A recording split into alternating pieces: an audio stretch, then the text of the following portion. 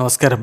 റാഫ്റ്റോക്ക് ഫുട്ബോളിലേക്ക് അവർക്കും സ്വാഗതം. കൊപ്പ സുഡാമേരിക്കാനയിൽ അർജന്റീനയിൽ പോയി കളിച്ച നെയ്മർ ജൂനിയർക്കും സംഘത്തിനും സമനില.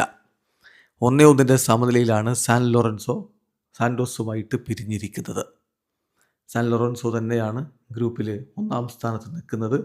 3 കളികളിൽ നിന്ന് അവർക്ക് 5 പോയിൻ്റ് ഉണ്ട്. 3 കളികളിൽ നിന്ന് 2 പോയിൻ്റുള്ള സാന്റോസ് അവസാന സ്ഥാനത്താണ്. സാൻ ലോറൻസോക്ക് വേണ്ടി കുയല്ലോ ഗോളടിച്ചപ്പോൾ സാന്റോസിൻ്റെ ഗോൾ ഗബ്രിയേൽ ബർബോസയുടെ വകയായിരുന്നു. മത്സരത്തിൽ സാന്റോസിൻ്റെ മുന്നേറ്റങ്ങൾ നയിച്ചുകൊണ്ട് ആദ്യ 11-ൽ ഗബ്രിയേൽ ബർബോസ എന്ന ഗാബി ഗോളും നെയ്മർ ജൂനിയറും റോൾഹൈസറും ബെൻഡംബോയും ഒക്കെ ഒരുമിച്ച് അണിനിരന്നു. മറുഭാഗത്ത് അജ്മെൻഡിയും റിയലിയും കുയല്ലയും ഒക്കെ ചേർന്നുകൊണ്ടാണ് സാൻ ലോറൻസോയുടെ മുന്നേറ്റങ്ങൾ നയിച്ചത്. കളിയുടെ 27-ാമത്തെ മിനിറ്റിൽ കുയല്ലോയിലൂടെ സാൻ ലോറൻസോ ലീഡെടുത്തു.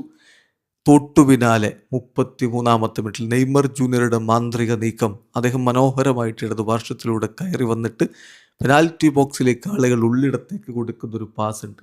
ആ പാസ്സാണ് ഇവരുടെ ഗോളിന് വഴിവെക്കുന്നത്. റോൾ ഹെയ്സർ ആ ബോൾ ഗബ്രിയേലിന് കൊടുക്കുന്നു. ഗബ്രിയേൽ അത് അടിച്ച് വലയിലേക്ക് കയറ്റുന്നു.